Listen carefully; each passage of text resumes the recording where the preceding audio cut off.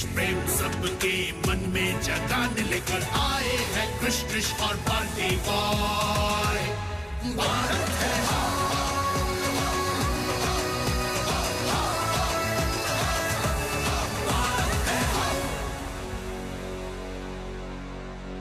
हम जीते हम हारे, हम जीते हम हारे, हम जीते हम हारे, हम जीते हम हारे। ये तुम क्या कर रहे हो बाल्टी बॉय? तुम लोगों ने इतने सस्पेंस में नाना साहब और तात्या टोपे की कहानी छोड़ी कि मैं उसी सवाल पे अटक गया हूँ कि अगर युद्ध 31 मई 1857 से पहले ही शुरू हो गया था, फिर हम जीते या फिर हम हारे? बहुत कंफ्यूजन है। हमें तो नींद ही नहीं लगी। तो फिर देर किस बात की, शुरू करते हैं आगे की कहानी। संस्कृति स्टोरी मोड ऑन।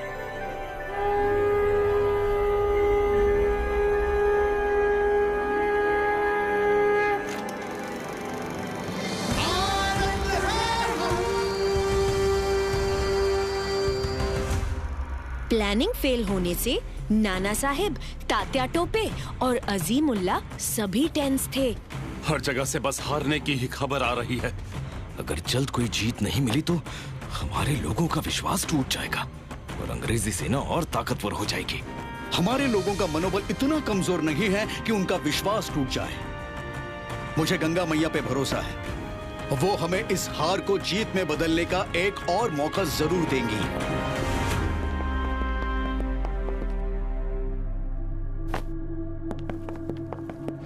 कंपनी सरकार को आपकी अपने दोस्त की मदद चाहिए।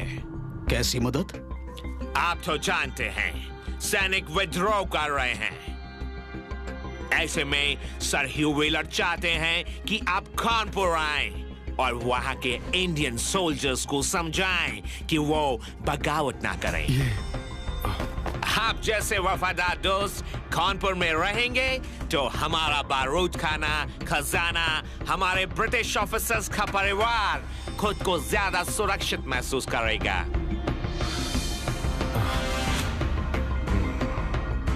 इतना मत सोचिए नाना साहेब, इसमें आपका भी फायदा है। एक बार ये संग्राम रुक गया तो कंपनी सरकार आपको मुंह मांगा इनाम देगी। अगर ये बात है तो चलो कानपुर, चलो कानपुर। ये अंग्रेज कितने बेवकूफ हैं। बिना वॉर के ही सब कुछ नाना साहब को दे दिया, फिर तो नाना साहब ने अंग्रेजों की छुट्टी कर दी होगी, है ना? हाँ ना हाँ या ना? क्रिश, त्रिश, तुम दोनों एक ही स्टोरी में दो अलग अलग बातें कैसे बोल सकते हो? सच तो एक ही होता है ना? क्योंकि ये आजादी की लड़ाई की कहानी है बाल्टी बॉय, कोई गेम नहीं जिसमें हार जीत का फैसला एक ही बाजी में हो जाए।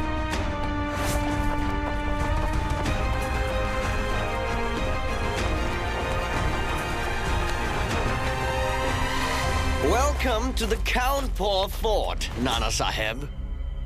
मेहमान बन के आप आए और हमारे ही घर में हमारा ही स्वागत करेंगे।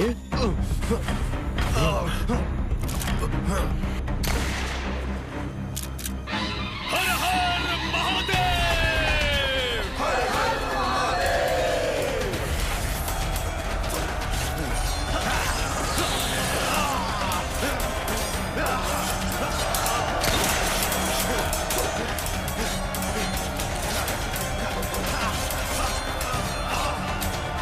अजीमुल्ला, बारूद खाने पर कब्जा करो।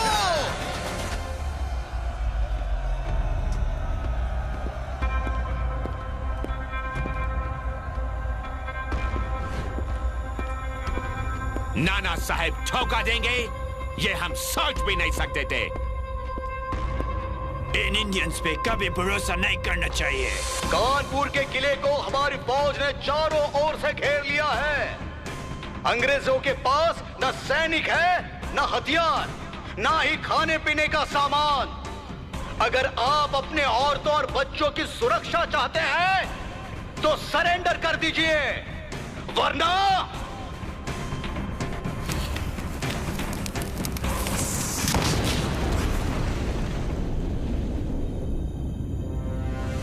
इस किले से बाहर निकलने का कोई तो रास्ता होगा।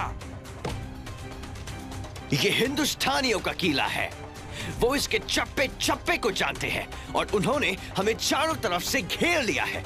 ना हमारे पास सोल्जर्स है, ना गोला बारूद, ना औरतों और बच्चों के लिए खाने का सामान। हमें तो सरेंडर करना होगा, लेकिन मैं इस हार का बदला लेके रहूंगा।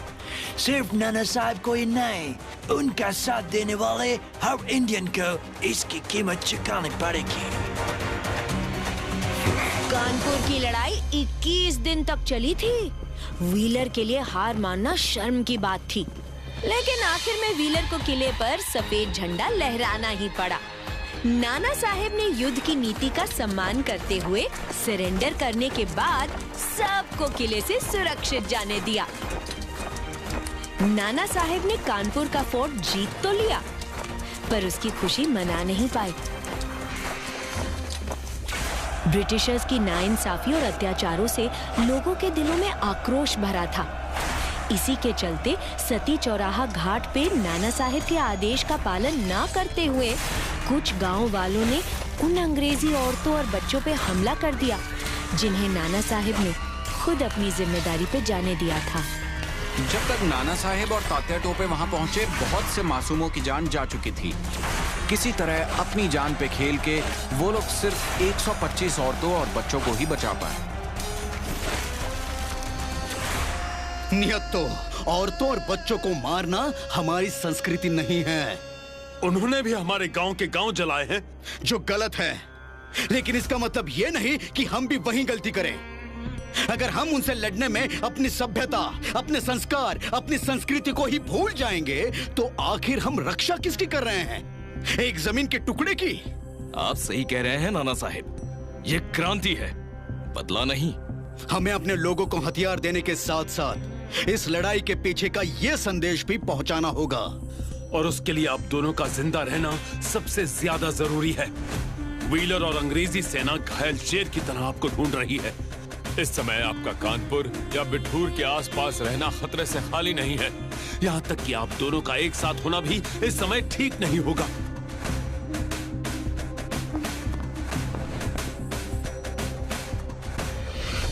अजीमुल्ला का शक सही निकला।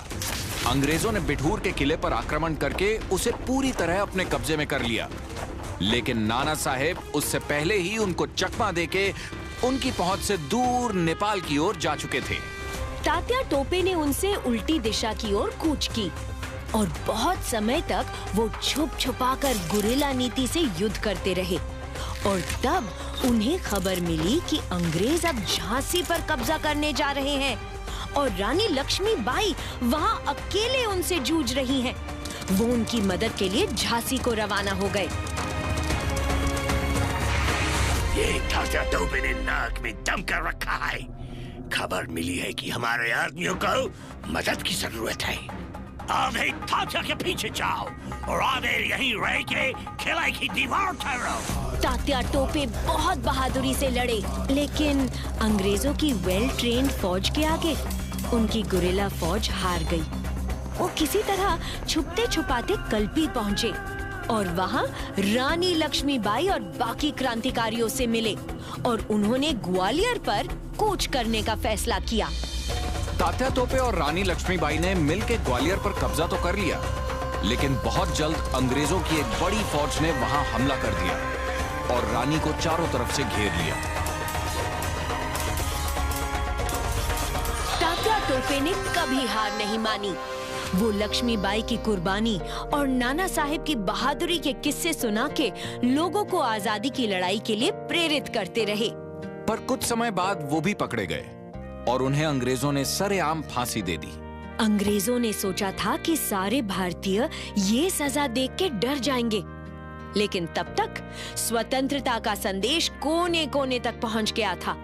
लोग इतने प्रेरित हो गए थे कि उन्होंने तात्या टोपे के बाल, उनके वस्त्रों, उनकी पदुकाओं को मंदिर में रख के पूजना शुरू कर दिया।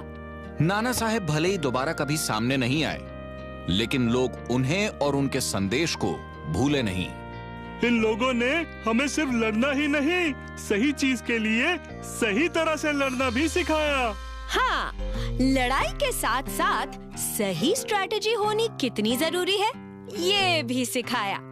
सो माय डियर क्रिश, स्ट्रैटेजी और चीटिंग में फर्क होता है। सो तो है। आई एम सॉरी, मैं अपनी गलती मानता हूं, पर अगली बार मैं ही जीतूंगा, क्योंकि जंग या खेल के मैदान में आप चाहे हार जाएं, लेकिन आप हारते तभी हैं जब आप मन से हार मान लें। और हम भारतीय मन से कभी हार नहीं मानते, इसलिए गर्व से कहो, भारत